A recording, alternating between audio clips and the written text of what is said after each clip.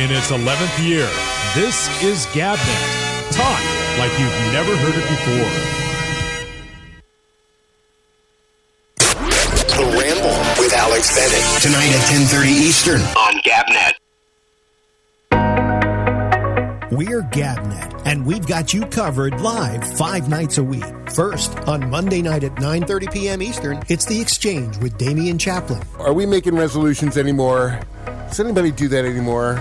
I don't do resolutions either. You don't do resolutions? No. If I decide I'm going to do something, I just do it. I don't say, all right, on this date, I'm whatever it is. So you don't believe at all that by making a resolution, it might motivate you to actually do so, as opposed to, every other day when you're supposed to do something, but you don't, because you got no motivation to do so. Wednesday through Friday at 10:30 p.m. Eastern, it's Alex Bennett with The Ramble. Trump has to turn over his private papers or whatever. January 6th papers. At the archive, he doesn't even have them. He can't stop it. But anyway, now they're asking his daughter to testify. It's not making him too happy. Good. Lock them all up. Huh? Lock them all up. If we were going to lock them up, we'd already be starting the trial. I don't think it ain't going to happen. Monday and Tuesday at 10:30 p.m. Eastern, and Wednesday through Friday at midnight Eastern, it's The Intersection with Jack Bishop. How about them Chiefs over the weekend? That game was ridiculous. Wipe out. Now, why do you say the game was ridiculous? Because they scored more points in the last 2 minutes than they scored the whole rest of the game. Unlike the Cowboys, who will choke in the last half of the game. Yeah. If you like sports, we've got that too with The Arena, Wednesday nights at 8:30 p.m. Eastern. Let's switch it up today. We're gonna do them in reverse order. Let's get our horse race in first, and then we will introduce. It's so ridiculous. I can't.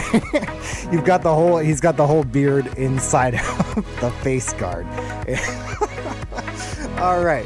Well, all right. Without any further ado, here we go. Make sure my sound effects are up first and foremost. Here we go.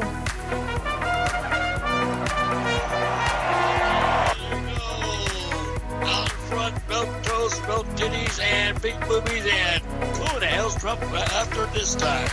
I want to know what milk toast is. Can you elaborate on that? I was already ready for your usual, and then you threw the curveball and said milk toast. Want to meet a group of nice people in a civil atmosphere? Then join Alex Bennett and his pop-up show on Monday afternoon at 4 p.m. Eastern. Belated happy birthday, Steve. Thank you very much. How old are you now? I am, it was my Medicare birthday. Oh, 65. Correct. Welcome to a new world. How come everybody is younger than I am? Gee, I'm getting sick of this. I want somebody. Will somebody please call this show that's older than I am? I need to get my mother on here. She's 94, so that'd be Is she 94? Somebody, anybody over 82, please call the show. Don't make me feel like I'm an old fart here. Catch up on all the shows with our weekend flashback. All shows have the Citizen Panel, an exclusive concept of GabNet. It's new, it's daring, it's talk like you've never heard it before. Ship's Intercession tonight at midnight Eastern on GabNet. Tell me, aren't you getting tired of those same old talk programs that do nothing but blather on about politics and things that are horrible in this world? Doesn't it scare the crap out of you and make your day miserable? Wouldn't you just like a little respite from all of that? Well, there is. Right here on GabNet, with a bunch of people hanging out who are, can you believe this? Civil people, talking to each other about nice stuff. It's an oasis from all that's going on in the world, and it's called Alex Bennett Pop-Up, Mondays at 4 o'clock, live on Facebook.com/ABennett. And then later, you can get it on YouTube and at Gabnet.net. So why not mellow down and chill with civil talk by night before? in its 11th year. This is GabNet. Talk like you've never heard it before.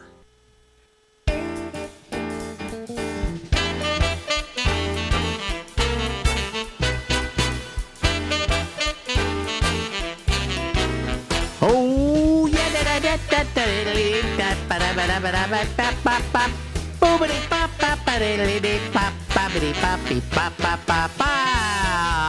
Live from Harlem in New York City. It's me. I'm Alex, and this is the Ramble. There's a guy here by the name of Larry Bubbles Brown. I don't believe that's his name, but, I'll go with it. Your name is really Larry Brown, right? Yes, and still alive after all these years. Oh, yeah, and happily so. Nice to. Very happy. Yes. Well, I'm glad you're around. I like you, Larry. Obviously, I do. We've done almost 400 of these things. Jesus God, that's unbelievable. Either that, or I said to myself, he's really kind of a sucker for this thing, and as long as I can get him to do it, I'll have him do it. So.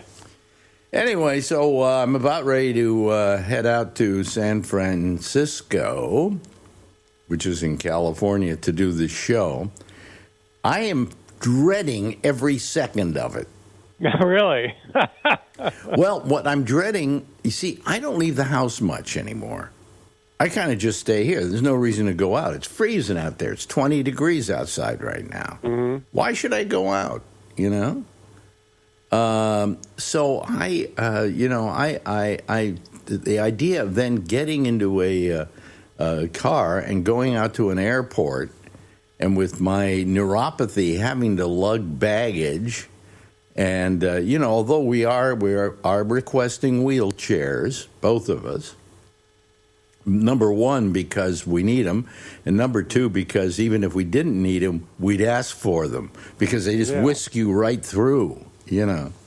But anyway, so we have we can go to the special lounge there because we are getting what do you call it, tickets, business class tickets, because I cashed in all my frequent flyer miles, and. But in spite of all of that, I just dread every moment of it as to whether I'm going to be able to do it. Get to the plane, get on the plane. Oh, I'm the same way. I absolutely dread travel. Yeah, and I dread it now more than ever because it then means it's not that if I could have somebody genie bink me, right, to California. Blink, there you are. Okay, hi, Bubs, how you doing? Good to see you. That was always my dream. Wow, if I could just travel through time like that. Yeah, if you could just have a little machine that will take you there. But I mean, just the travel is not fun anymore. Although we're going the best way you can go, business class, very nice. They got those little beds in there and everything, and it's going to be. I've never done it. So I'll do it now and see what it's like. I've done first class, but that was years ago. You just had a better chair. Now you've got, even in business class, those little couches or whatever it is. So that'll be nice. And then I'm dreading doing the show. Well, I think the show will be fine. I wouldn't worry about that. But. Well, I have a problem of walking a little bit. I don't know whether I'm going to take the cane on stage or just try to walk. Without it, I only have it for, security. And so, anyway, that's the what I'm all worried about. And then when I get on stage, am I good anymore? My brain's a little gone. And am I going to be good anymore? I don't know, Well, I think the crowd will love you, and... I saw Will Durst yesterday, who will be on the show. So, yeah, he's looking forward to it, I think. Yeah, he can't wait. So. Yeah. The only thing is, I really don't like the Sketch Fest people. Oh, right. No, I mean, they're cheap. They're just cheap. You know, I thought everybody was going to get the same money for the second show that they got for the first one, but they're not. Yeah, they do. They were a little tight on the money. Yeah, I mean, and I have no control over that, you know, and so I don't want you thinking less of me or Bobby thinking less of me or Durst thinking. No one's going to think that. But, you know, but that, you know, I mean, you're still going to make more money than you were going to make, you know. Yeah. You know, so what do you have to do? I just look at it as being fun more than anything else. So. Yeah, so we'll do 2 shows, and I guess the second show will be, I hope it's somewhat the same as the first, but then again, maybe it won't be. You know, it's a whole ad-lib thing, so it's no 2 shows are going to be alike. So if you haven't bought tickets for the second show and you have tickets for the first show, you might enjoy also going to the second show as long as you park the car in North Beach. Yeah. You know. How's parking around there? Oh, it's never been good, but I think there are garages. Oh, okay. All right. But, yeah, you're not going to be very unlikely you'll get a street spot on a Saturday. Yeah, yeah.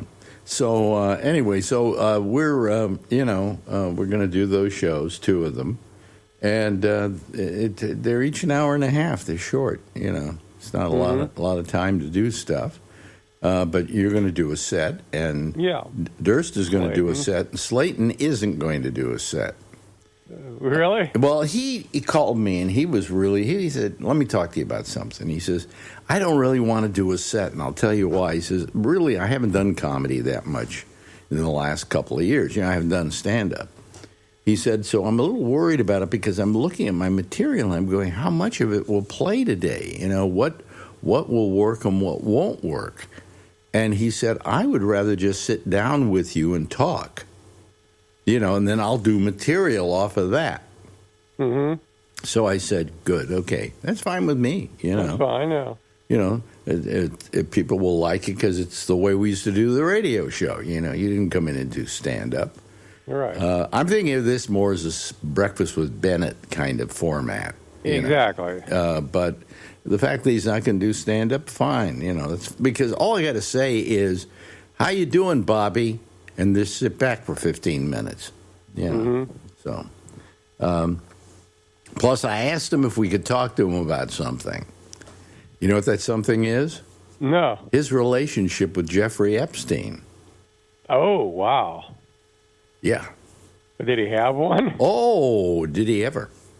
Holy Christ. What happened is Bobby used to come to New York, and he said, I'm coming to New York. You want to have some lunch or something like that? I said, fine. I said, you know, we have an extra room here if you need a place to stay. And he said, well, I don't have that problem. I have a friend who puts me up in an apartment he owns. And I said, fine, okay, that's good. So every time he came to New York, I never asked him again because I knew he had this friend who put him up in an apartment. Well, one day they arrest Jeffrey Epstein, right? Next thing I know, I get a call from Bobby. Alex, yeah. What do I do for a place to stay in New York now? I said, why? He says, I was staying at Epstein's apartment. Not at his house, not at the big house, but he owned a bunch of apartments or apartment houses, and he had one that he had a couple of empty apartments, and Bobby would stay in it. And wow. But, you know, you talk about Epstein. Let's talk about this evil, horrible person, okay? How does a person like Bobby think he's horrible? Because think about it for a second. How did he meet Woody Allen? And how did he get in several of Woody Allen's movies and the TV show and so on? Through his connection to Jeffrey Epstein. So really, Bobby got work out of this, and Epstein introduced him to Woody Allen. Really? Yeah. Wow. So, I mean, how horrible, you know, okay, forget about it. I don't want to say how horrible is Jeffrey Epstein, because quite frankly, I don't know what the hell was going on, right? But I don't think anyone seems to. Yeah, but the fact of the matter is, I mean, he, you know, he did good for people like Bobby. So, and I don't think Bobby ever, you know, went out with his young girls or anything like that, because Bobby either had a wife at the time, or when she died, he in a pretty small amount of time got a new girlfriend, which he's been with forever now. Mm-hmm. So he would never do that, okay? But I bet if I ask him on stage, did you know any of this was going on, he'd probably say no. You know, there was that part of Epstein's life, and then there was the other part of Epstein's life. Right. Yeah, so whatever. And Very interesting. the horrible thing about it is, and I'm not defending Epstein, folks. I'm sure most of the things they say about him are true, okay? But he's not here to defend himself. He's dead. You know? And Right. I think it's very easy to accuse somebody who's dead of a lot of things, you know? So it was kind of incredible what happened, you know, with Epstein and so on, and Bobby. That's so weird. Yeah, I can't get So over Bobby that. said, no, I'll be happy to talk about it. He said, it was a very fascinating time in my life, you know. So, okay, fine. But anyway, so what are you working on your act for my show, or do you just I actually got my notes out Sunday and tried to put some things in order, yeah. Oh, really? A special set for me? A special set, yeah. Well, I mean, come on, you know, why not?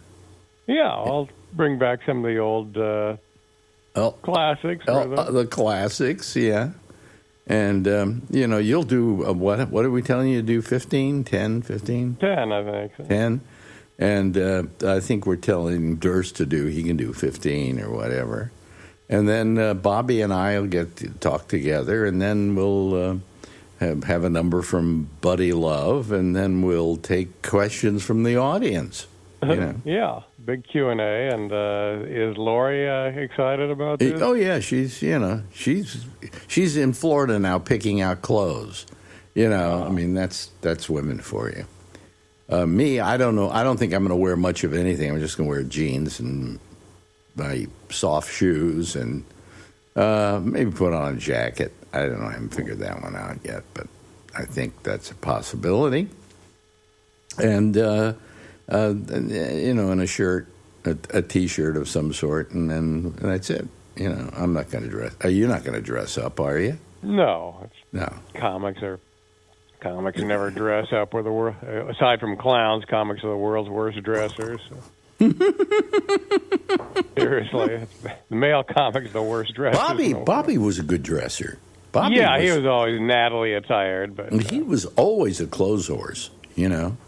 Yeah. And he always looked natty. Okay.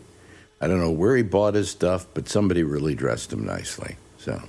Somebody said he always looked like he got out of the Tiger shop at Macy's. The Tiger shop?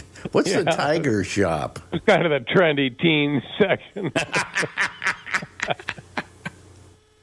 Yeah, but Bobby always dressed good. But you're right. Comics usually don't know how to dress. Yeah, horrible. Yeah, torn jeans and mustard stains and yeah, not good. They go on stage, but you know why should you get all dressed up?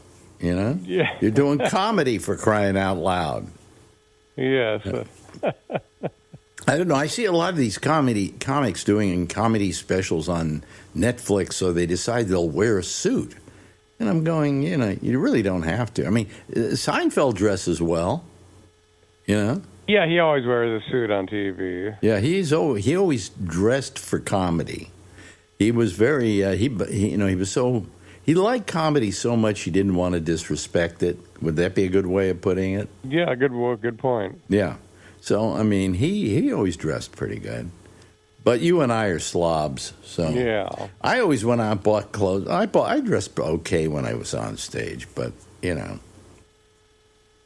I would go out and buy clothes like crazy for a show because then we could take it off on our taxes. So that's why I did it. They were tax free, as it were. So, so you're getting ready. How's the weather out there? Is it nice? Is it? Right now, it's very nice. It's a little cool, but nice and clear. We had like 10 days of rain, and that's gone. So.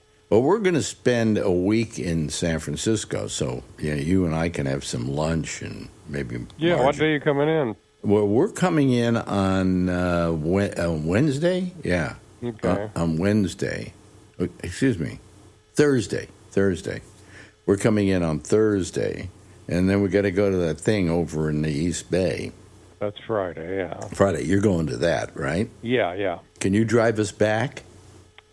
If not, I'll get somebody that can. So. Oh, okay. But why couldn't you? You're going to have your car there, right? Well, it just hit 550,000 miles, so I don't know if we want to risk it. You want to risk two people in your car? With 550,000 miles, you don't. 550,000 miles? Wow. But it works well, doesn't it? It seems to work well, yeah. It's unbelievable. Well, give it a good test. Put Marjorie in the back seat, and I'll be in the front seat with you. Okay. But just I'm just saying. I mean, I'm offering Buddy Love, who's going to take us over there, I think, a ticket to the show.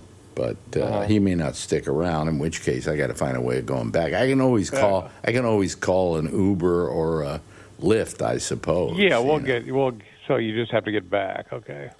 Yeah, I think so. If I, I can always take an Uber or a Lyft. They're always a simple way of doing it. Okay. Just it's not cheap, and I would like to see you driving a car. That's. Hey, you probably know this, but the room where we're doing the show, you've been in many times before. The Cobb's Comedy Club. Cobb's, yes. Yes. Who owns it? Who owns it now? Live Nation. Live Nation owns it. Oh, God. Oh, boy. Yeah. Everything's being owned by somebody else now. I mean, the tickets are being sold by Ticketmaster. The place is owned by Live Nation, which I think used to be Bill Graham Presents, right? In San Francisco? I think it was Bill Graham. Maybe they bought Bill Graham. They bought that up, and then they put it into Live Nation. And so who runs the place now? Tom Sawyer did for a long time, and then now it's run by... they have different managers and stuff, but it's run by Live Nation. So. Wow. So, what's the difference between Live Nation and, say, Tom Sawyer in operating philosophy? It's the difference between like a local owner and a big corporate entity. So. Oh God, that's horrible. That's terrible. Yeah. I mean, what I hate about this, and I've told people this, is I'm making some money, but I'm spending all of it getting there and whatever. And then I'm giving a couple of people some of my money. The guy who's producing it, who wasn't getting anything, and I felt he should get something. Mm-hmm. Oh, Len. He's done a lot of work. Huh? He's doing a lot of work. He's really good. So, but I'm not going to make any money out of this, okay? Zero, zilch. I mean, they're going to pay me something, but it's all going to other stuff. All right. I get bonuses. Those bonuses are going to pay certain people who weren't getting paid. But anyway, be that as it may, I hated doing business with these people. What the hell? To begin, when they called me, I went, what the hell is Sketchfest? Just like they said, do you think Alex Bennett can fill a room? I didn't know who the hell they were. And then I look at what they do every year, and there's too much. Oh, there's a lot of, it goes for 2 or 3 weeks. It's a lot of shows. It goes for 2 weeks, and they've got all these various places to do it. Actually, what they should have done is they should have put me in the War Memorial Opera House. I could have filled that place. I have filled it, as a matter of fact. I remember a long time ago filling it. But their whole attitude to you was, do you think you can fill the Cobb's? Well, yeah, of course I can, That's insulting, because I don't think they even knew who I was. And just that. And then all of a sudden I sell out immediately, and they go, you do another one? Yeah. Well, why didn't you put me in a bigger place and we'd only have to do one, Right. And not put me in a comedy club where after all of this is over, they want to run a comic in there and do a show, So, it was just too much. I just don't like them. I just think they're they're not great people to deal with. Okay. And 29 years. Tell me, how many years has passed since my last show? My last show was in 1977, so that's how many years? 97. So it was 29. 29. 29 years. Yeah. So it's been 29 years. So I mean, things have changed.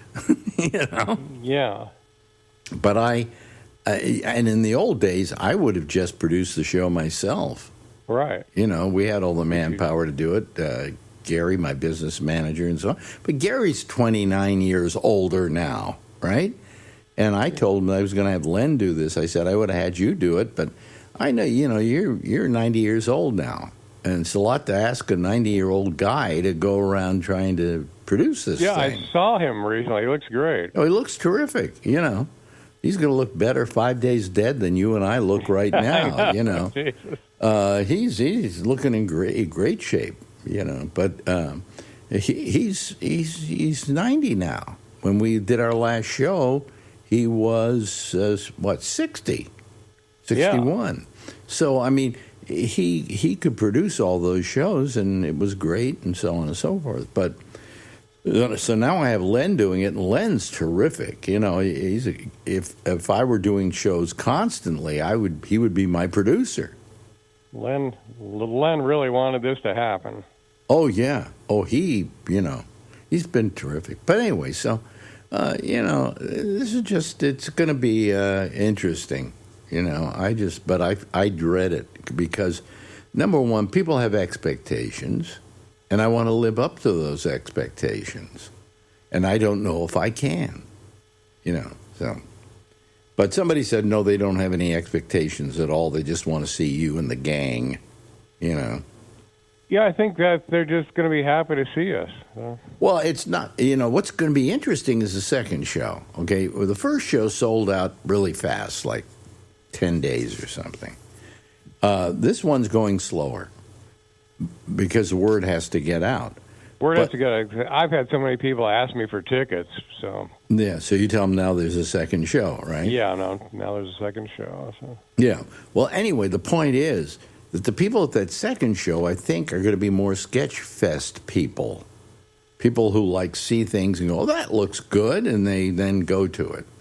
Right, as opposed to people who go, Alex Bennett, I got to do this because I loved him when he was on the radio. I'm a fan of his. I got to, So the second show, I think, is going to be filled more with Sketchfest people who buy 10 tickets to Sketchfest, and they pick this one and this one and this one and this one. That's what I think is going to happen. So. It might be a different audience, so it's going to be a harder audience to play to. But I don't know, all I know is that everybody in that audience is like 29 years older too. So, yeah. So kids that were 20 will now be almost 50. So. Yes, but most of our audience was about 30, 35. Yeah. So they're in their 60s now. You're going to see a lot of gray hair out there, Yeah, it's going to look like a Medicare seminar. Yeah, I love you. You're so right on all these things. Yeah, it's gonna.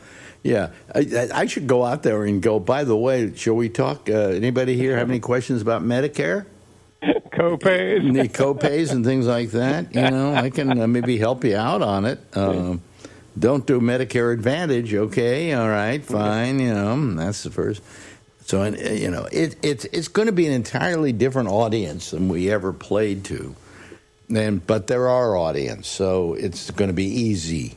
It's going to be easy, that first show. The second show... when they're coming to see you, it can only be good. I feel that maybe the second show will sell out. It's just going slower because less people know there is a second show. Yeah, we'll get the word out. And they should really go out there and plug it and do all the things they need to do. I mean, in the old days, all I did was go on the radio, say we're doing a show on Wednesday, and it would sell out by Tuesday. I mean, but I don't have that ability anymore. So, who knows? We'll see. But listen, I'm going to see you in San Francisco. We'll see you soon, yes. And you and I are going to ride a Waymo. Waymo. And how will we? I'll go to your place maybe, and we'll have it pick us up there. And then, where do we have it take us? We'll decide when that comes. I don't know. We'll go somewhere. We'll go somewhere. We can go to your old house. Yeah, but then it's not going to take us back to the same place, is it? It takes you wherever you want to go. Well, if I say, take me to Bub's place, it's just going to stand there. You've got to say, we want to go somewhere. And then I guess we call another Waymo, and it shows up. And we're going to videotape this whole thing, by the way, so people will finally see what you look like these days. We can show you what. Okay, we can show you what they're going to do to the Marina Safeway. So. What are they doing to the Marina Safeway? They're going to put up a 25-story condo. Oh, no. Yeah. In the Marina? Mm-hmm. All the homes there are maybe the biggest place there is 4 or 5 stories. Just disgusting. It'll be horrible. Oh boy, what are they doing to? I kind of felt that if anything, and we're running a little bit over here, but screw it. I often felt that the wonderful thing about San Francisco was that we, that the marina in that area would be kind of intact. But it's not, huh? Anything else built down there that was huge? It's going to be awful unless they stop it. And the other thing was that that Millennium Tower that was leaning, that's getting worse. This part, we can keep going. I don't care. This place, it's leaning 29 inches, and they said if it goes to 40, that means the doors and elevators won't work, and they'll have to evacuate.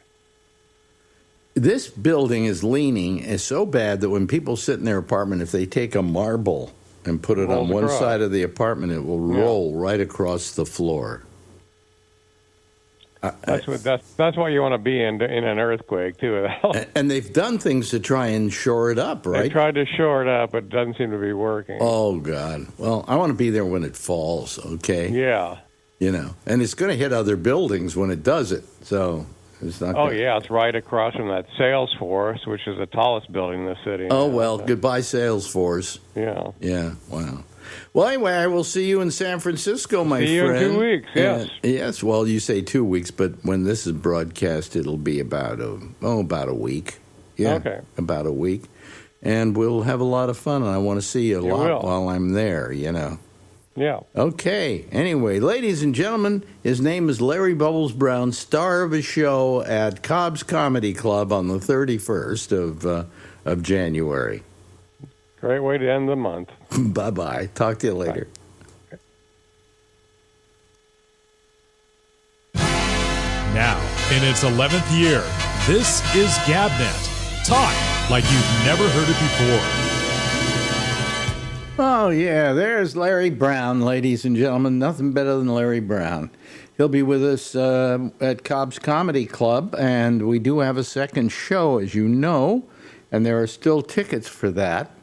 We didn't really have time to promote it, so the tickets are going slow at the present time, but I'm sure they will speed up towards the end.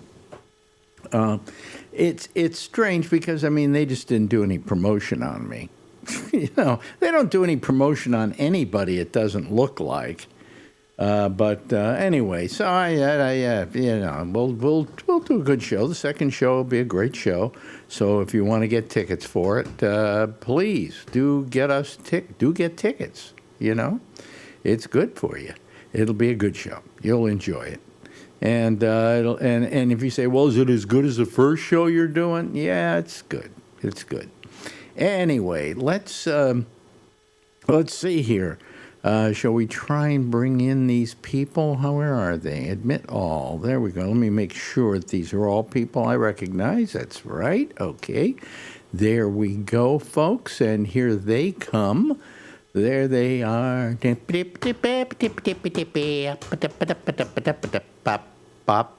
Hello, everybody. How are you this evening? Hey. Good. Yep, you're doing fine. Good. All right. And we got Jeff. Hello, Jeff. Doing good. Mm-hmm. And we got Charlie Wallace. Thank you for being here. Alan, thank you. Brian Neary, hello to you. How are you? I'm great. You're doing great. And, look who's here. We got Josh Wheeler. And, of course, down in Florida, I've been so lucky. I think, is this the third night in a row? Yep. For Mark Thorner. I love Mark. I'm so glad you're joining us like this.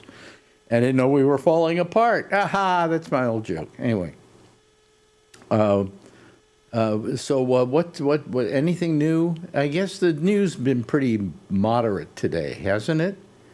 Oh, wait a minute. In Minneapolis, they arrested a 5-year-old boy. Yesterday. Was it yesterday? Yeah. The director of the FBI office in Minneapolis quit today because of Kash Patel telling him that he wants to exonerate the officer that shot this lady. So who's leaving? The director of the office in Minneapolis of the FBI. Oh, okay. All right. No, they haven't. They don't want to do anything about even investigating that, you know? Which means, I guess, we finally learned that you can get away with murder. Yep. You know? You just have somebody else do it for you. But that kid, I mean, I saw pictures of him. He's a cute kid. Yeah. Really cute kid. And they're trying to say, oh, no, well, we took him and put him someplace where he'll be with good people and he'll be better off than he is with his parents who are scumbags or whatever. You know. Yeah, right. I don't get it. Don't get any of it. I want to do something here. Steal something, actually. Anybody watch Colbert? Anybody a fan of Colbert? I've gotten to kind of like him lately, you know. And he does a thing on his show called the Colbert Questionnaire, in which he asks these questions that you get to know these people better by. And I kind of find it fun because it's interesting, number one, to see what the answers are. And so I thought if I can remember some of them. Do you remember any of them, No. Charlie? No? Okay. No. Well, the first one they always ask is, what's your favorite sandwich? Oh, that's a good question. Lobster. Jeff, I didn't ask you yet. Oh, sorry. Jeff, what's your favorite sandwich? Pastrami sandwich. Really? Okay. How about you, Charlie? I don't think I have a favorite sandwich. Oh, come on. Come on. Isn't there something when somebody says, I'm going to make you this sandwich, you go, oh, good. No. I'll eat anything. Ham and cheese, bologna. We heard that about you. Sandwiches are just, something fast that you can make to eat. I think it's a very convenient kind of sandwich. I mean, it's simple. And it is, you take something and put it between two pieces of bread. Yeah. Now, it's what you put in there that is the answer to the question, what's your favorite sandwich? Yeah. You don't have anything in particular? No. How about you, Alan? I'm going to go with Jeff, pastrami. I love good pastrami. Good pastrami? Okay. You want that on a rye? Absolutely. And lots of mustard, right? Oh, yeah. But if you're a Gentile, you put mayonnaise on it. So, why mustard's not illegal? That's right. How about you? You know something? Your lens is dirty. No, remember, it's been having this problem. Now it's cleaner. Well, it looks a little better. I'll run a cable from my house over to yours tomorrow. Yeah, we'll figure that one out. Brian, what's your favorite sandwich? I don't have a favorite, but I'll take a turkey, avocado, mayonnaise, lettuce, tomato on Ooh, Dutch Crunch. How's that? Yeah, well, anything with avocado is, it's pretty premium. Avocado's good for you. California style. Yeah, California style. How about you, Josh? Really don't eat very many, I guess. It probably bologna, I guess. I eat one on occasion. Yeah, a lot of times the sandwiches you like are a matter of what's comfort food, and comfort food is usually what your mother or father made for you. How about you, Mark? What's your favorite sandwich? Probably a grilled cheese. Oh, good choice. Good choice. Nobody picked peanut butter and jelly. That was my second choice. I've never been a fan of peanut butter and jelly. Not me either. I just found it kind of like, I don't know, it's peanut butter. Peanut butter sticks to the roof of my mouth. And then you get the jelly, and it's. You gotta get the right peanut butter. I'm trying to think, what is my favorite sandwich? I would say, maybe chicken and avocado. That would be good with mayonnaise. Or, well, actually, no, you wouldn't want to put mustard on there because mustard doesn't go good with mayonnaise. Mustard doesn't go good with with avocado. With avocado, the reason I had a brain fart there is because I'm trying to bring somebody in here. So, it's. Is a hamburger a sandwich? Here comes the peanut butter and jelly sandwich. Yeah. No, that's a separate question. That's a good question. How about you, Charlene? What's your favorite sandwich? Reuben. Very good. I love a Reuben. There you go. I knew somebody was going to pick that. Yeah. Why? Is that you like that? It's okay, but I know a lot of people love Reuben sandwiches. Well, Reuben sandwiches are very full, and whatever, I'm not wild about sandwiches. A loaf of bread will last me. Yeah, Marjorie loves sandwiches. You know what she likes? Here's what she does. It's very strange. 2 pieces of bread, and in between it, mayonnaise. And that's it. That's it. Yeah. We used to do that with Miracle Whip. I don't know, is that Oh, Miracle Whip. Miracle Whip? What kind of Gentile are you? I grew up in Chicago. I loved it. Yeah. Miracle Whip? Miracle Whip? Isn't that just a chemical like pesticide or something that somebody found? It tastes better than mayonnaise to me. So. Boy, that's criminal. Okay, let me see. What are some of the other questions they ask? Well, hey, Charlie had a good question. What? What's your favorite cheese? Yeah, what's your favorite kind of hamburger? Or where from? Where from? Well, that's not one of the questions in the Colbert questionnaire, but... This is Charlie's question. Okay, my favorite hamburger is a hamburger with, I would say, what kind of cheese do I... I'm not that partial to cheddar. I like cheddar, but I don't like, what do you call it? What's the other yellow cheese, Swiss? American. I'm not that, I would probably like a hamburger, quite rare, with, you could put avocado on there. Yeah. You just can't put cheese on it because that's dairy and meat. So, who do I look like I'm kosher to you?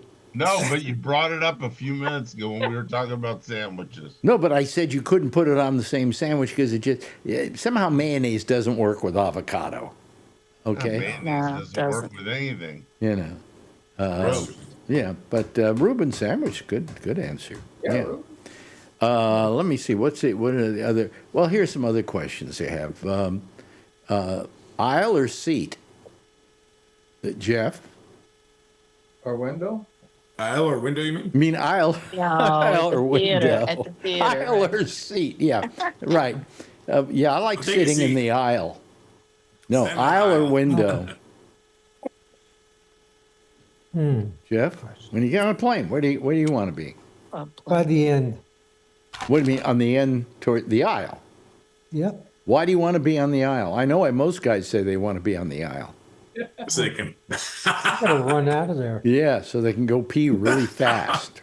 The Absolutely. older I get, the more I want to be on the aisle. Yeah, well, Absolutely. in the old days, that was a problem with me, but not anymore. So but I was always sitting on the aisle because I don't want to have to climb over people, especially in planes where you got like 3 in the row. Yeah. And there's always somebody you don't know that you have to climb over. Yeah. Yep. I've always preferred the window, however, if I can, because I like looking out the window and seeing what's going by. And if we're going to crash, I want to see how fast we're going towards the ground. So, Alex, check if there's a gremlin on the wing, right? If you're by the wing. exactly. What was that? That was Twilight Zone. Yes. You're at 20,000 feet. I tell you, William Shatner. the first time I ever saw that episode, a friend of mine, Earl Dowd, had a film copy of it, and he had a projector, so he ran it for us. Well, what you don't see on television in those days, because really television wasn't that clear, okay, is that if you looked at it carefully and you were watching, it was with William Shatner, by the way. Yep. And Shatner, right? he's afraid of flying, but then he looks out the window and there's a gremlin on the wing. Chewing on the engine. Also, John Lithgow, right?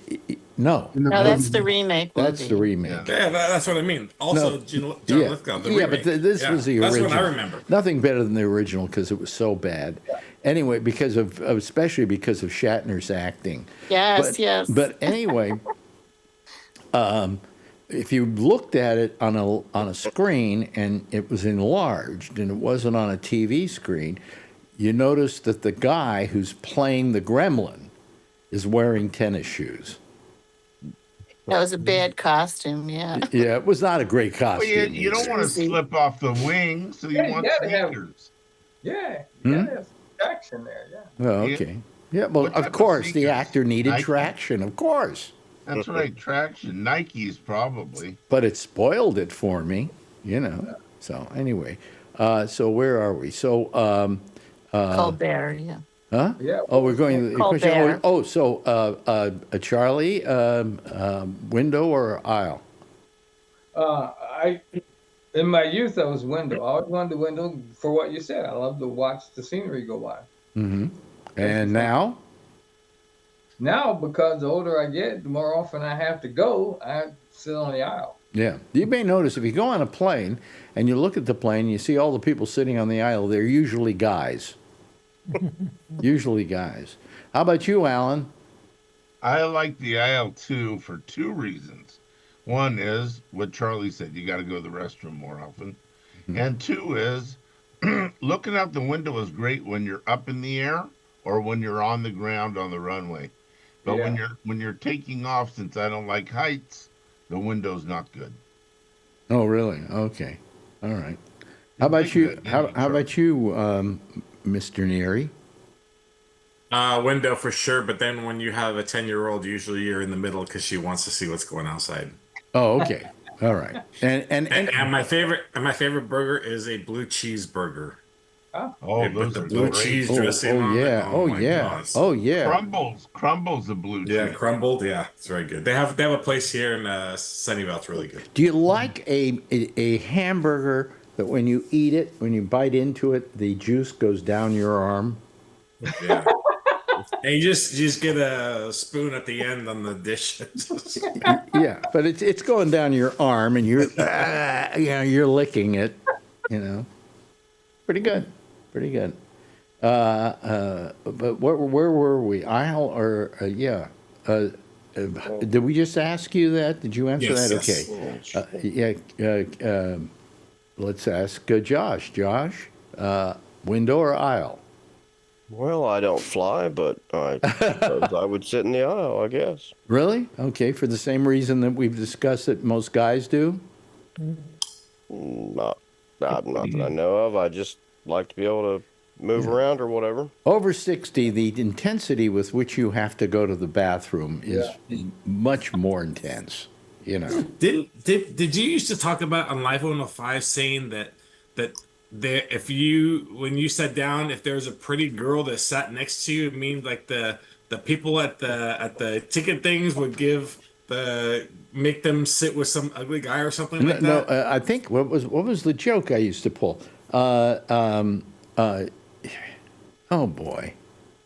Was there something like that? It was something about the wound up with me being ugly in the joke in the story. I would say, and I'm trying to remember what the thing was. I used to do it. I should remember it. I remember that. Yeah. Yeah, I used to say that when you see a guy sitting on a plane, and I can't remember now.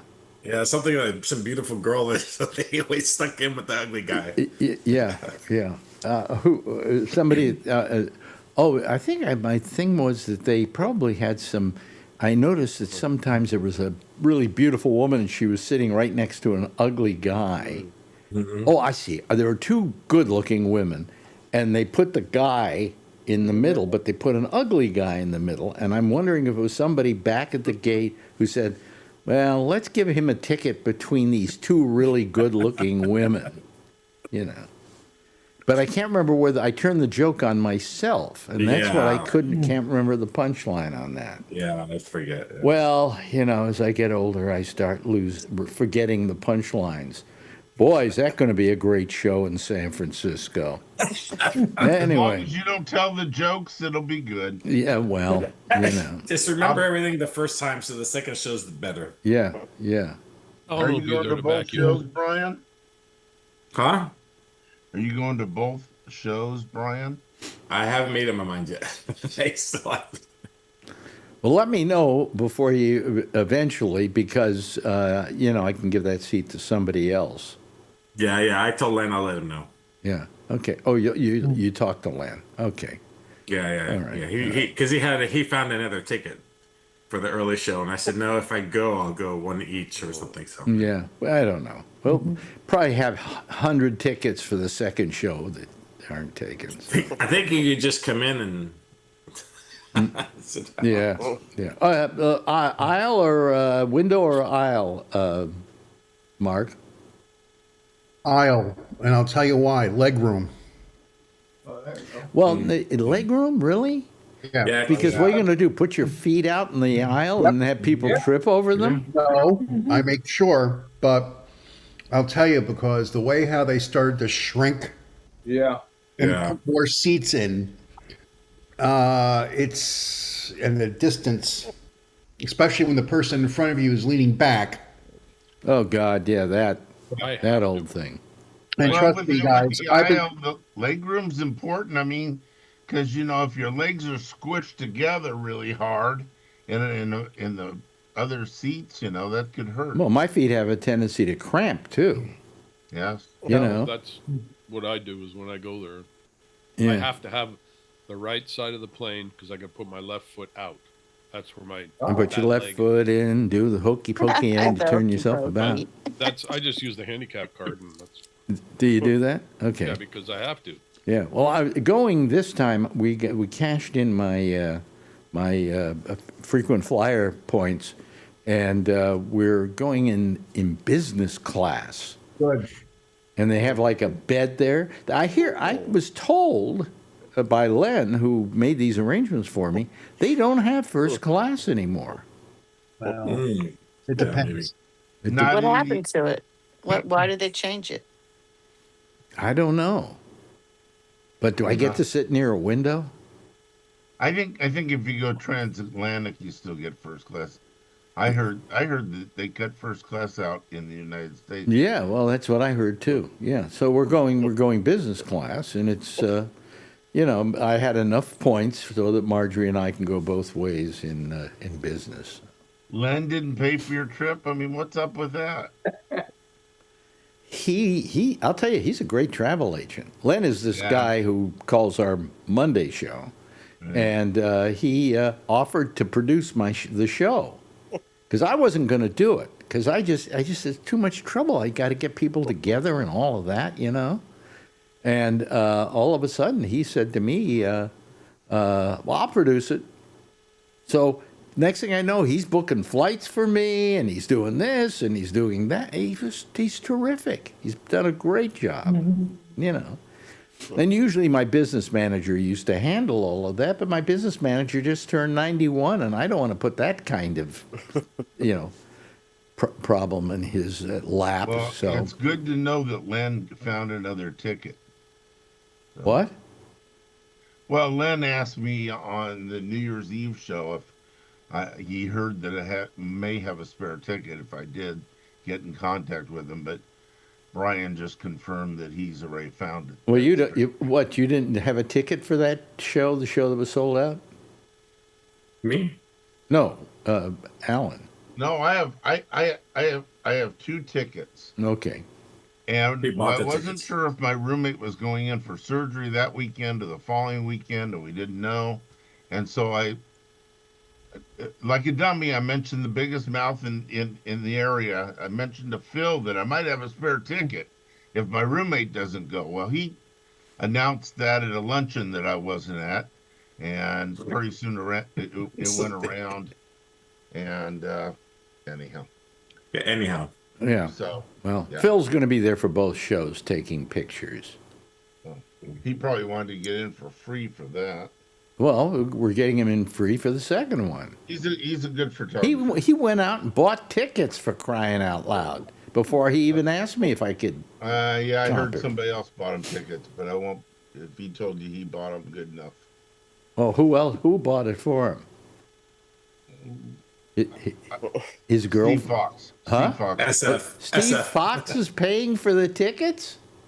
Yeah, for him and his girlfriend. Well, I've got Steve Fox, I think, listed for the second show as comped. I don't know. It's getting weird.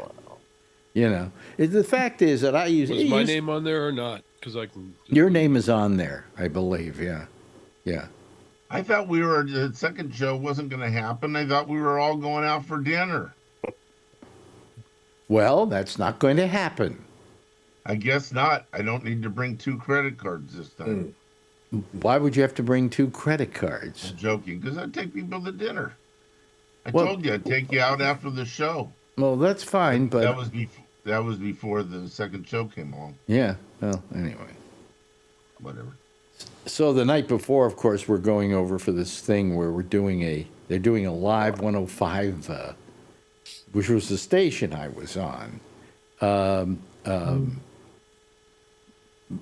What's it called? It's called The Radio Hall of Fame. It's the Radio Hall of Fame and the legendary station of the year. Okay, and I have to give a speech with Lord. I've got 5 minutes, I think, or 5 to 8 minutes or something like that. But anyway, the one thing I wanted to say was, and this is true of the radio business, the legendary station of the year. Which one? I mean, is it the one I was on? Or the one that's on right now? Or was it in between when they called the station Dave? Well, if it's a Hall of Fame, it's probably overall all those years. Yeah. Yeah, but it wasn't. But you know, 'Cause you brought that station out of the woods because it was almost nothing then. Well, it was Hot Hits Kits. Yeah, it was not. Which every time I had to say that on the air, it made me cringe. Yeah, and it was pop, and it was, Yeah. it wasn't. Yeah. And then they went alternative. But I didn't play any Station music, improved so a it, million. yeah, I didn't play any music, so it didn't matter. Right. But then it was Hot Hits Kits, and then they changed it to Live 105. When I came over, they thought about it for a while, and they decided to change it to Live 105 because it more fit in style with me. Okay, and they changed the music to modern rock. And so it was a very original format and station, and it really worked very well.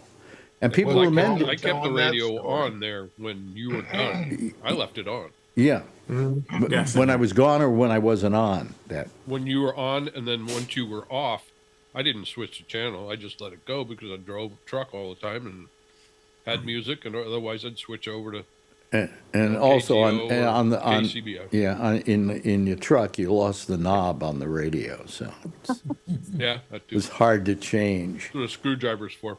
Yeah. Let me see here. Another question. The first concert you ever went to? I told this story. Hmm? How about you, Jeff? The first concert you ever went to? Oh, God. It's been a long time ago. I can't think of it. Me longer. You know. Any idea? Who doesn't remember the first concert they ever went to? I don't. I'm trying to I do, remember. Alex. Okay. I went to see Elton John. Yeah, well, that's a good first concert to go to. And I saw him, and the next night, if I would have went on the next night, John Lennon came out, so I missed him by one day. Wow, that would have been a good night. How about you? Let's go to Jeff first, and then we'll just go through everybody here. Jeff? The first one that I went to, I set it up myself. Oh. What do you mean you set it up yourself? Were you the promoter? Yeah. Well, who was it? Well, it was like 5 or 6 guys.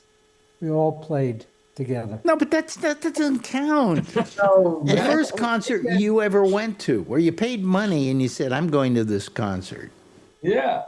Well, I didn't have to pay. I got it for free. That's not the point. That's not the point. Okay. What was the name of your group? We didn't have a name. They don't have a name. So if somebody said, "I want to get 2 tickets to," No name. Those guys. No name Uno. Yeah, he's being a bit obstreperous right now. Yeah. Yeah. How about you, Charlie? First concert. First concert I went to is 1968. I went to see Ray Charles. Wow, very good. And he performed for 3 hours. Even better. 3 hours. He was You on couldn't do that now, could he? Okay. Let me give one of my concerts. It wasn't my first concert. I can't remember what the first one was, but my one of my concerts that I went to was in fact Ray Charles. Oh wow! And he was playing in Richmond, California, and it was what in those days they called a dance. In other words, it was a dance. So you could dance on the floor while he was doing his act. Okay. And the opening act, hold on to your seats, folks, were Ike and Tina Turner. Oh, wow. That's amazing. Yeah. I'm trying to remember what the first concert was that I ever went to, and it might have been Elvis Presley. That was mine. Was that yours? Yeah, Cow Palace, 1976. My parents my parents were big concert goers. I have pictures of the albums, and they from Led Zeppelin and all these, like Day on the Greens in in Oakland Coliseum, and so that was the first one they took me to. Yeah, I think I went to an Elvis Presley concert because there was this girl I kind of thought was hot, and she wanted to go to see Elvis Presley, and she was a big fan, and I think I took her to see Elvis Presley. I think that was my first concert, if I'm not mistaken. Where? It was in a cave, and not where you went after the concert. Did you have to drag her in by the hair? Yeah. But I'm trying to think. Yeah, I think that was the first one, if I'm not mistaken. Really? It could have been. It could have been. No, later on, it couldn't have been that. Because later on, I think I went to a concert and saw Louis Prima and Keely Smith. Because I was big fans of theirs, too. I do remember the first comedy concert I ever went to. Ready? Hold on your seat. This is really aging me. Lenny Bruce. Oh, wow. Yeah. Yep. First comedy concert I went to was Bill Cosby. For me, it was David Brenner. Really? Oh, wow. Yeah, I love him. He was good. He was good. He was really good. Yeah.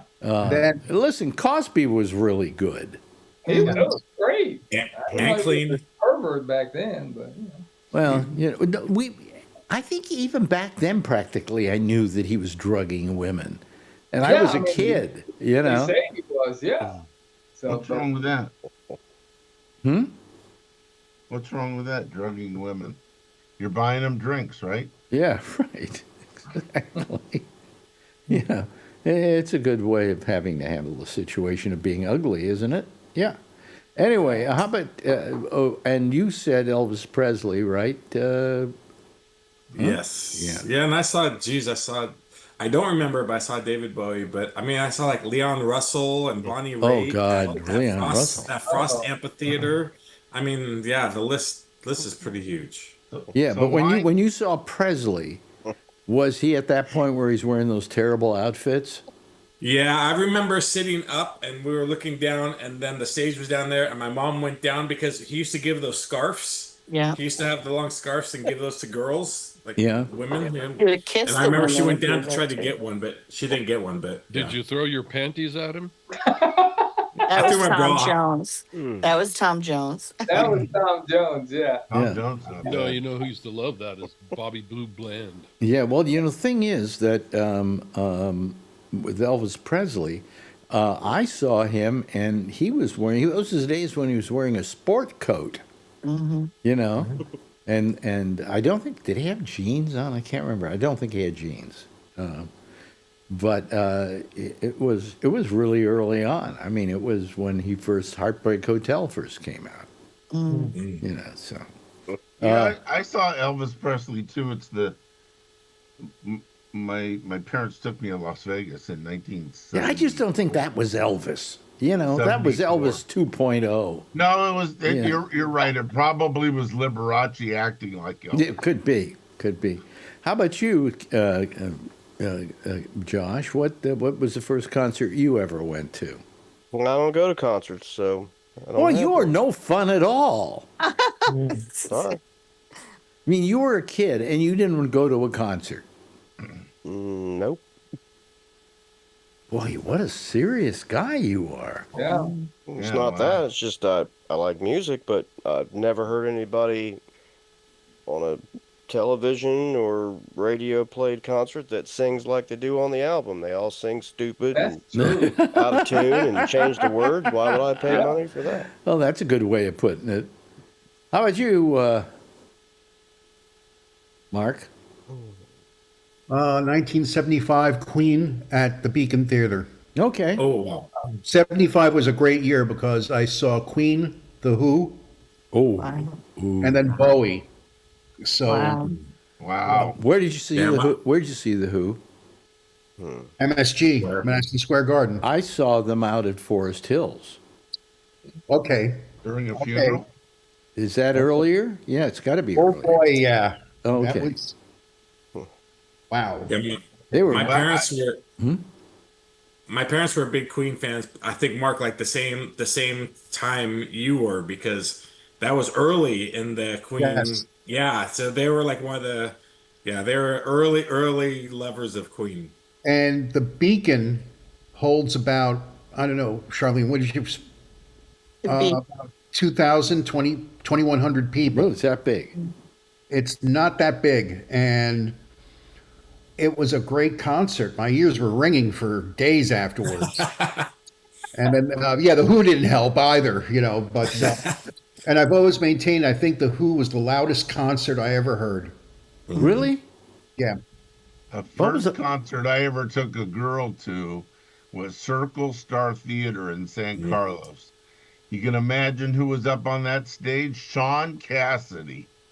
Oh, God, my stomach was upset for days. Well, you didn't come to see me at the Circle Star Theater? Who? Me. No. You were at the Circle Star? Yes. I did one of my shows at the Circle Star Theater.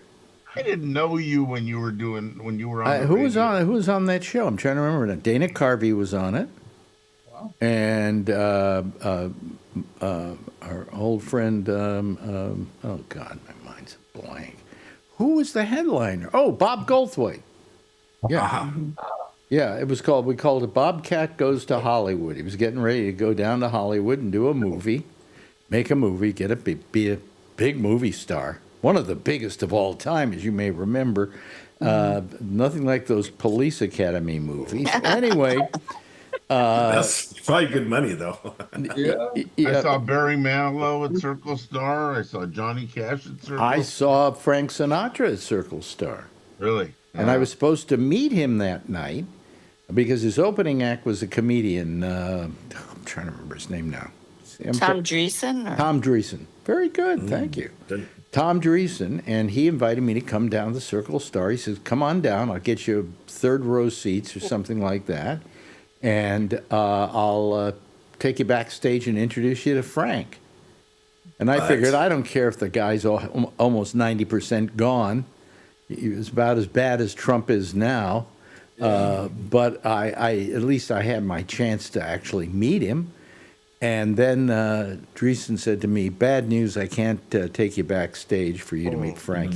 He's not talking to anybody tonight. Jilly just died. Yeah. Oh, wow. And that was like one of his best friends. It was.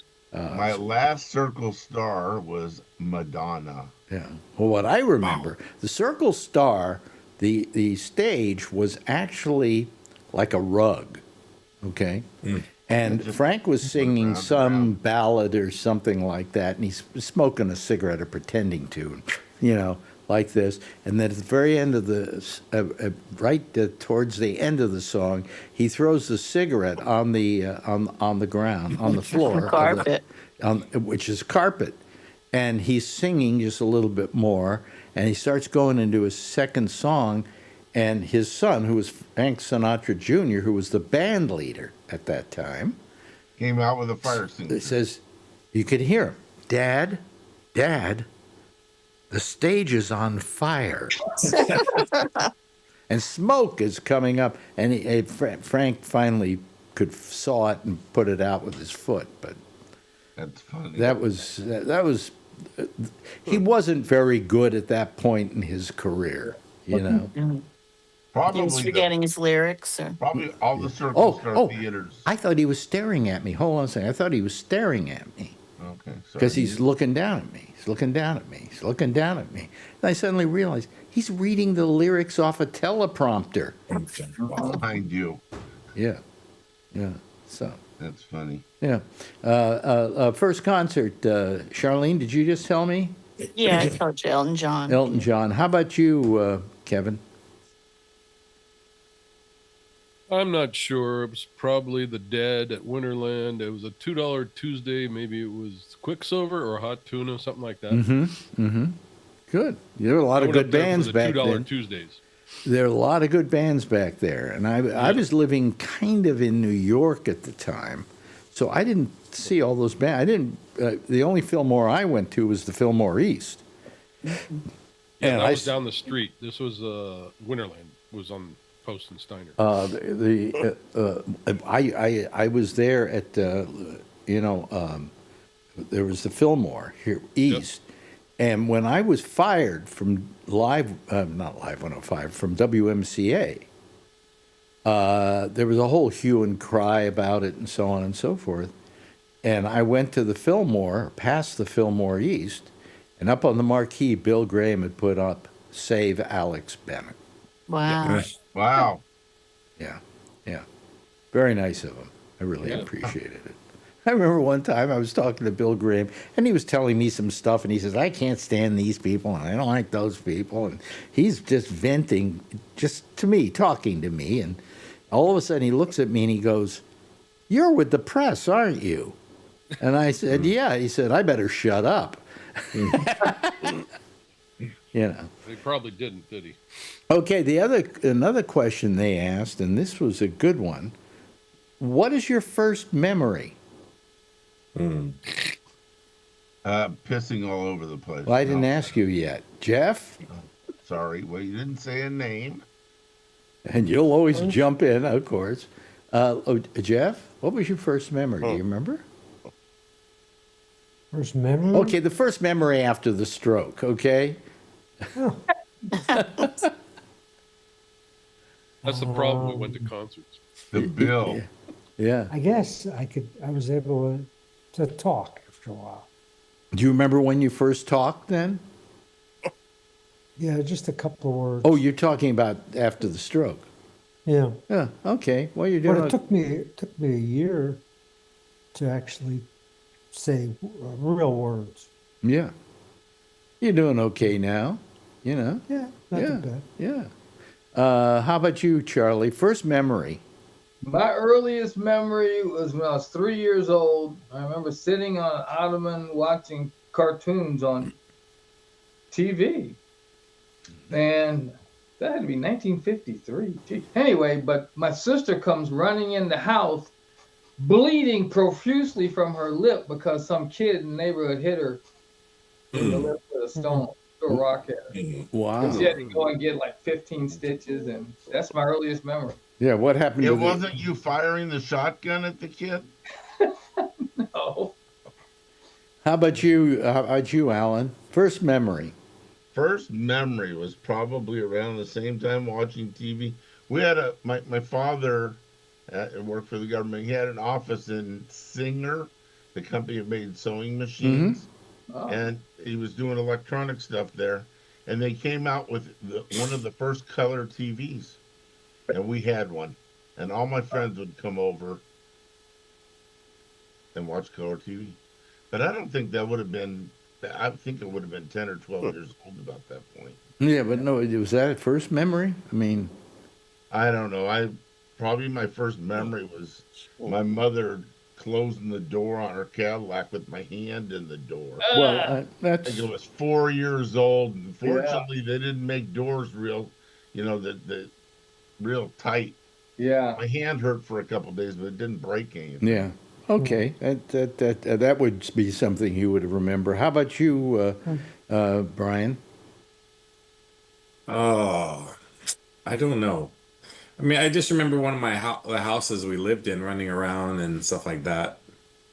But that was like when I was like 7 or 8 years old. Yeah. Yeah. Yeah. Josh, do you have any memory of your first memory? I have no idea. No. Boy, you've had no life at all. How about you, Mark? Verrazano Narrows Bridge being built. Wow. Really? Yes. What were you? Your parents were? You were in the car and your parents drove across it? In the pram, in a carriage. My mom would take me down to Shore Road. Mm-hmm. That's my earliest memory. Were these two metal giants coming out of in the fog, and I didn't realize there was the U.S. Steel logo on it. And we watched. I literally, two things I can claim I watched being built as a kid. One was the bridge, and then years later, the World Trade Towers from the windows in grade school. Wow. Wow. Yeah. How about you, Charlene? Oh, I have a weird one. Like, I think I might have been like 3 or something. And somebody had like a radio on outside in the yard. And there was this crazy song that they'd play on the radio. They're coming to take me away. Ha ha. They're coming to take me away. Ho ho hee hee ha. To the funny farm. Like it's beautiful all the Napoleon time. Bonaparte Yeah, was the that's name it. of Bonaparte. It scared the hell out of me. It was creeped me out. Like I got scared when I heard that song. Well, you'll on the be radio. happy to know that guy never had another hit. Okay. Right. So, Dr. Demento used to play that song all the time. How about Sounded you? like something from a graveyard. How about you, Kevin? Sometimes Brian. I couldn't tell you what my first memory is. I as everybody was talking, I was thinking about different things, and one of them was seeing the San Mateo Bridge being built. Okay. I used to live down there, so Yeah. Well, I remember when the plane crashed into the bay. I remember that. Came up short at the came up short of the airport, but that was later. Yeah. If it was when I was real young, I couldn't tell you. My first memory. Usually, I would think that sometimes your first memory is not a what's the word I'm looking for? Not a tragedy, but some kind of event that was scary. Okay. Yeah. And my parents were at the Russian River. I think my father, he was a musician. I don't think he was working up there. We were just staying up there. to get some time up at the Russian River. A lot of people who are from California know what I'm talking about when I say the Russian used River. to go every year. Yeah. But I went swimming. I went in the water. I don't know if I was swimming or what, but I started drowning. Oh, wow. And they jumped in and got me out of the water. And all I remember were bubbles on my face. It felt like bubbles all over my face. And the first thing I ever remember was that event, So, That river is notorious for a lot of things. So. Yep. I've canoed down it. I dove out of a canoe to save some woman's life that was drowning, and I wasn't a very good swimmer either, but I was able to get footing and because the river wasn't very deep, and she ended up being like 4'4", and so I was able to pull her to the shore. Mm-hmm. Yeah. And that river, when it rains a lot, tends to flood a lot too. Yep. So let me see here. I'm trying to think. What one of the other questions? Oh yeah, if you could only listen to one song for the rest of your life, and that doesn't mean you have to listen to it over and over and over again, but the only time when you want to listen to music, the only song you can hear, what is it? Jeff?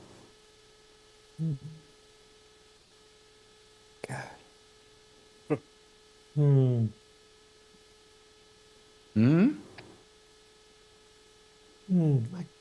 I gotta think about that. Okay. How about you, Charlie?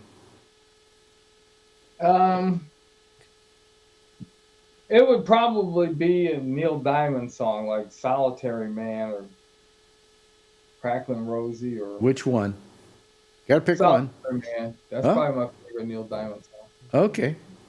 Marjorie's a big Neil Diamond fan, by the way.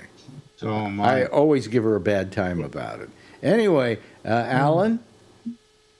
What would be the song that I would want? Yeah, in other words, you can only listen Funky Town by Lip Sync. No. Oh, no. Folsom Prison Blues. By Johnny Cash. By Johnny Cash, yeah. Okay, how about you, Brian? Free Bird. Really? Are you serious about that? That's the longest song, right? It's the longest song ever, right? Oh, but then you have to listen to it all the way through every time. It's okay, that's fine. At least it's different. Maybe Bohemian Rhapsody, Queen, something like that. Oh, that's good. All right, good. That's sort of got some different tones to it. And now we come to Good Time Charlie, who's going to tell us what he thinks is the song he would want to listen to for the rest of his life. Josh?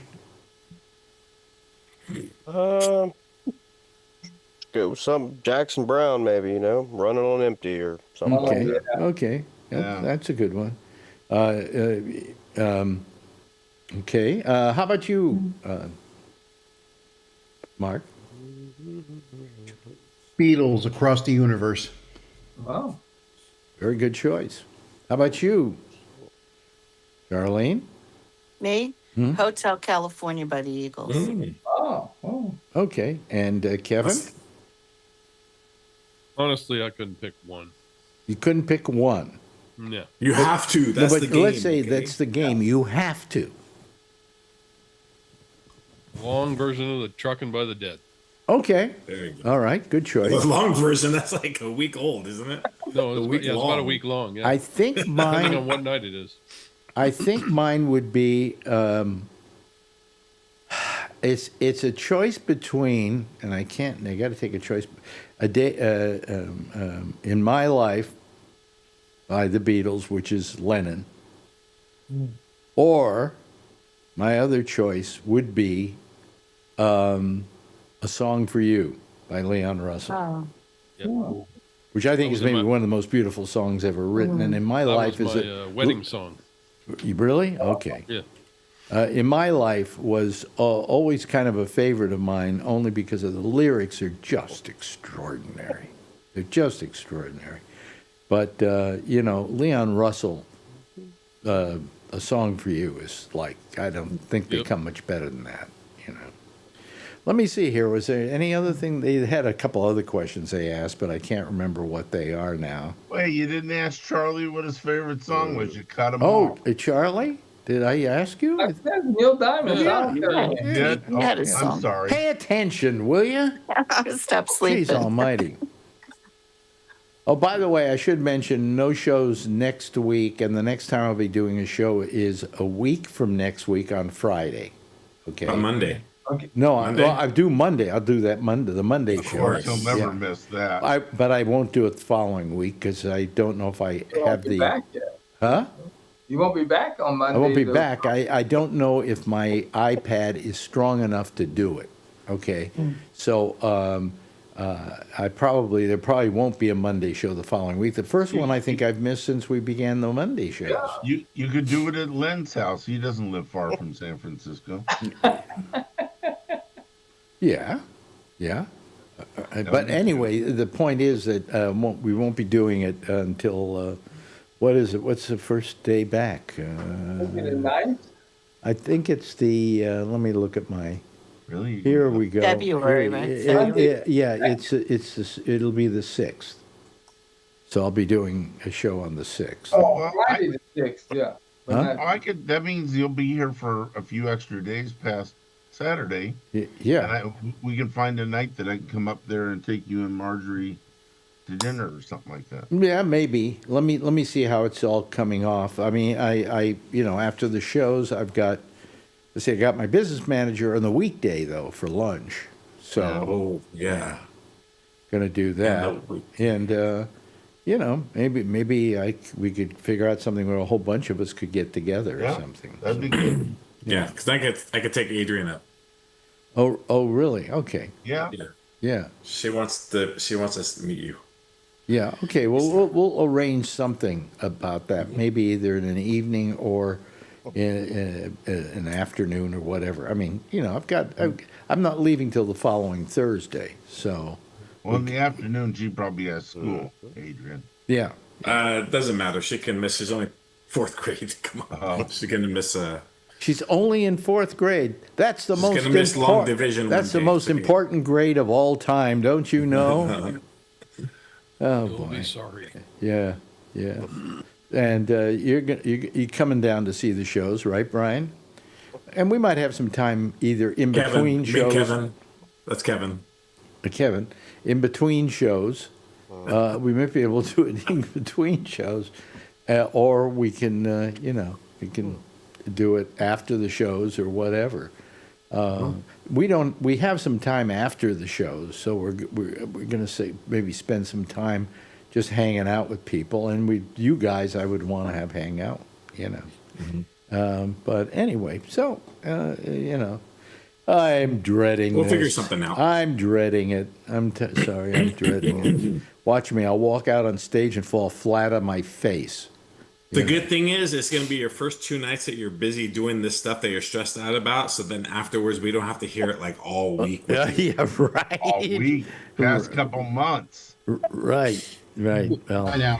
Come on. It'll work. I think it'll be okay. It'll be fine. Come on. Well, hey, come on. It's 29 years since I did it last. Well, but now, wait a minute. Hold on a second. That's almost a third of my lifetime. Okay. Just make your mistakes in the first show, so the second show go perfect. Yeah. Yes. Right. And we can apologize to all the people who bought tickets for the first one. Anyway, thank you, Jeff. We really appreciate it. Nice having you here. And Charlie, good seeing you. We'll see you on the 6th. We'll see Alan in San Francisco, and we'll see Brian in San Francisco.